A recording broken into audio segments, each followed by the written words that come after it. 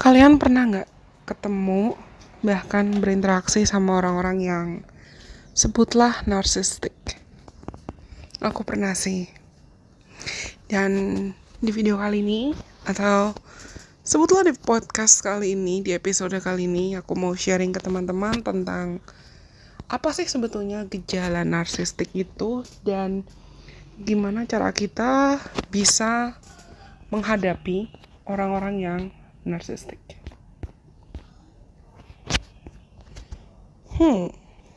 Narsistik di sini maksudku tuh bukan orang-orang yang hobi foto-foto atau suka foto kemana-mana. Beda. Tapi gejala narsistik itu atau gejala narsisme itu adalah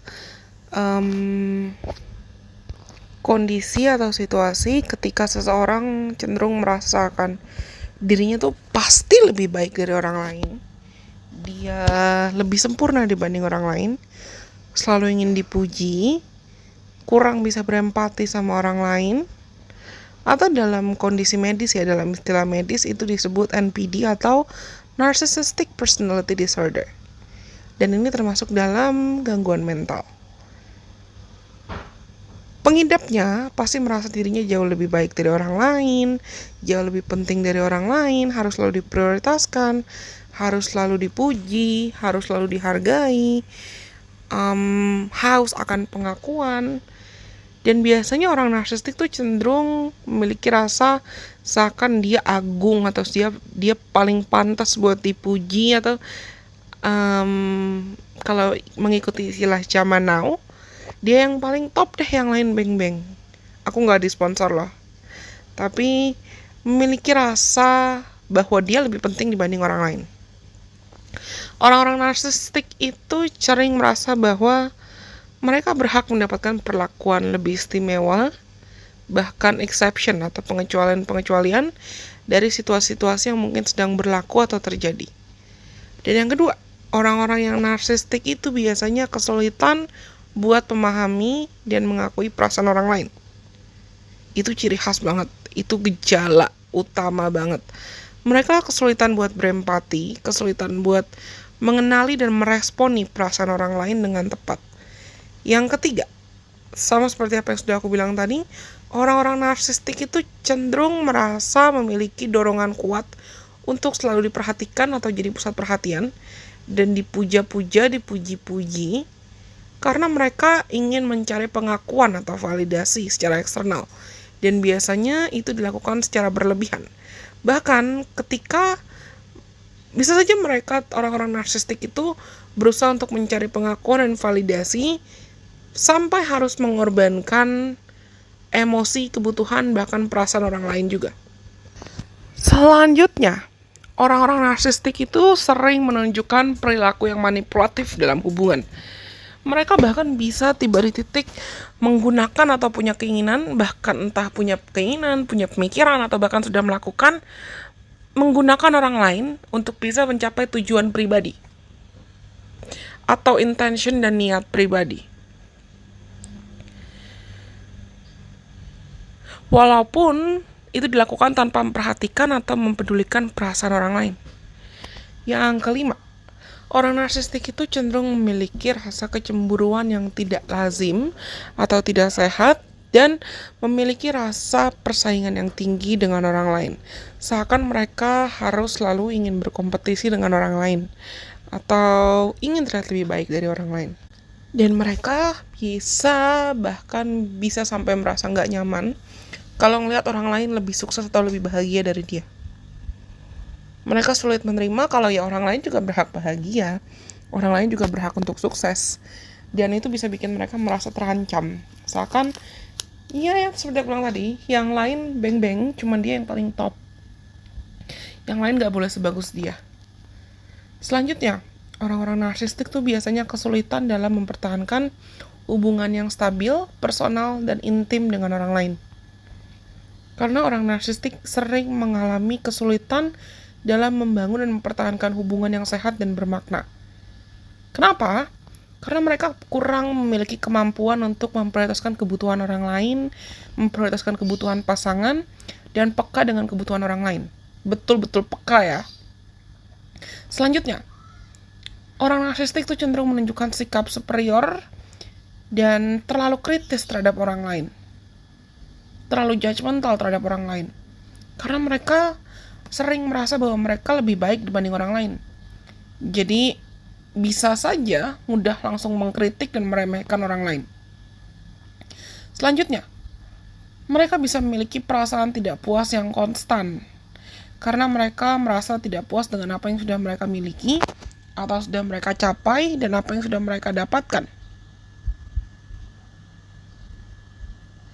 Mereka bisa merasa seperti terus-menerus mencari lebih banyak pengakuan, validasi, atau kepuasan dari luar diri mereka sendiri. Kesembilan, pola hubungan yang mereka miliki itu cenderung tidak stabil dan berubah-ubah.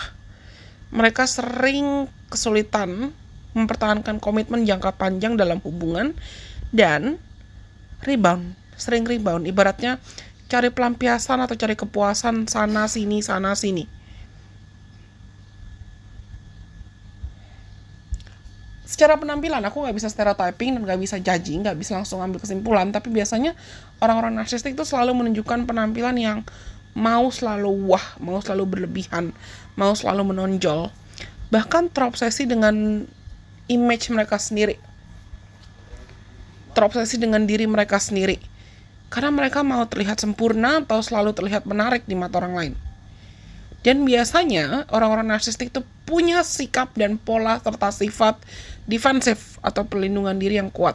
Karena mereka mau mengkritik orang lain, mereka mau merasa lebih baik dari orang lain, tapi enggan untuk menerima kritik. Biasanya nggak mau menerima kritik. Biasanya nggak mau untuk dievaluasi.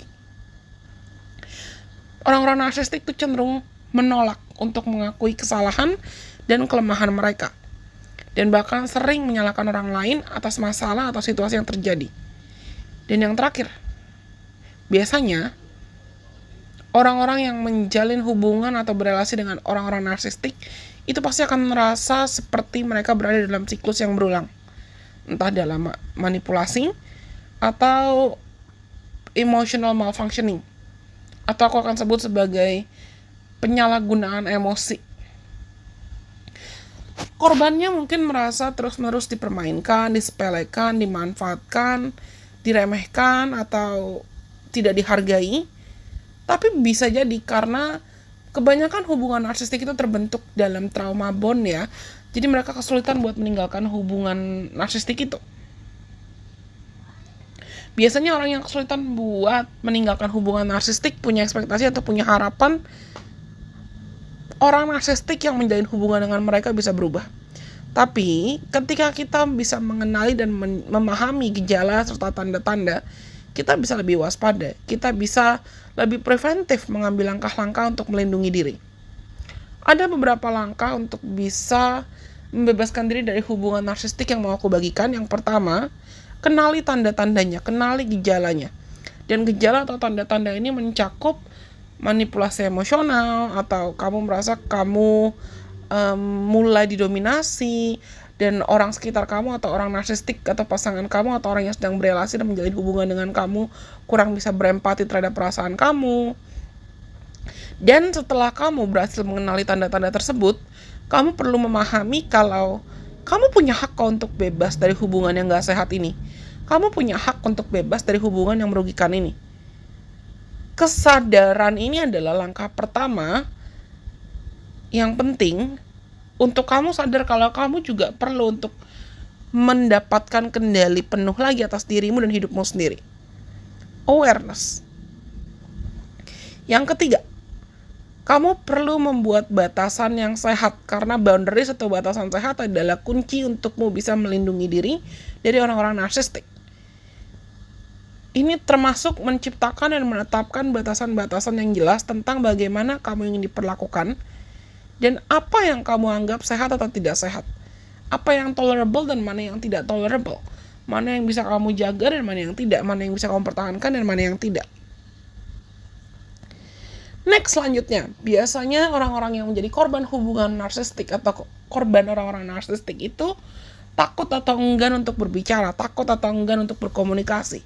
Padahal, kalian butuh untuk berkomunikasi secara terbuka dan jujur kalau kamu merasa kamu memang mau menyampaikan perasaan kamu dan kebutuhan kamu dengan lebih jelas terhadap orang-orang narsistik. Sebelum kamu bisa menciptakan batasan yang jelas. Karena seringnya orang-orang narsistik itu pasti akan mencoba membuat kamu merasa bahwa kamu adalah pelaku. Atau kamu adalah orang yang bersalah atas situasi hubungan kalian yang gak sehat. Orang-orang narsistik pasti akan menyalahkan kamu atas masalah atau situasi yang sedang terjadi. Jadi penting bagi kamu memahami dan mengenali situasi ini supaya kamu tidak mengizinkan diri kamu terjebak dalam perasaan victim mentality, entah itu mental korban atau gaslighting. Kamu disalahkan atas sesuatu hal yang itu bukan kelakuan kamu, itu bukan salah kamu. Next, selanjutnya, kelilingi diri kamu dengan orang-orang yang memang tulus untuk suportif. Temukan dukungan dari orang-orang yang peduli tentang kamu dan bersedia mau mendukung kamu dalam prosesmu membebaskan diri dari hubungan-hubungan yang merugikan dan hubungan-hubungan yang narsistik. Bisa dalam cara berbicara dengan teman, sahabat, keluarga, atau orang-orang pakar profesional kesehatan mental yang bisa memberikan dukungan dengan tulus ke kamu. Dan it takes time, trust me, freeing ourselves from toxic narcissistic relationship takes time. Ketika kita mau membebaskan kita dari hubungan yang toksik dan hubungan yang narsistik, itu butuh waktu. Persiapkan diri kamu sebelum kamu betul-betul mengambil langkah mengakhiri hubungan dengan orang-orang yang narsistik. Gunakan waktu yang kamu siapkan untuk membangun rasa percaya diri dan merencanakan langkah-langkah yang mau kamu ambil dengan berhati-hati. Karena ketika kamu akhirnya siap untuk mengakhiri hubungan, lakukanlah proses cut off atau mengakhiri hubungan ini dengan tegas. Jangan biarkan diri kamu terjebak dalam situasi manipulasi yang berulang-ulang kali atau perdebatan yang mungkin banget dilakukan oleh orang-orang narsistik itu supaya kamu bertahan, supaya kamu bisa terjebak dalam manipulasinya mereka. Dan setelah kamu berhasil mengakhiri hubungan dengan orang-orang narsistik, penting untuk kamu bisa menjaga jarak dari mereka. Mungkin mencakup kamu menghindari kontak langsung atau membatasi interaksi dengan mereka. Dan selanjutnya adalah prioritaskan fokus kamu ke hal-hal yang lebih bisa buat kamu lebih bahagia kalau kamu sudah berhasil memutus hubungan dengan orang-orang narsistik. Ini akan sangat membantu proses pemulihan kamu dan membangun kembali rasa percaya diri kamu serta kehidupan yang lebih sehat dan membahagiakan. Dan yang paling penting yang terakhir, remember that you're not alone. You're not the only one suffering and have to go through all this. Kamu gak sendirian kok. Di luar sana banyak orang yang sepenanggungan mengalami situasi yang sama dengan kamu, entah yang sudah berhasil pulih dan membebaskan diri dari hubungan narsistik, atau masih ongoing, masih berusaha sama seperti kamu. Dan sama seperti aku sudah bilang tadi, pulih dan bahagia itu hak semua orang. Sekarang tergantung kamu. Silakan bagikan konten ini, video ini, podcast ini untuk siapapun yang kamu rasa membutuhkan. Semoga bisa membantu ya siapapun yang memang membutuhkan. Sampai kita ketemu lagi di kesempatan. Bye bye. God bless. I love you guys so much.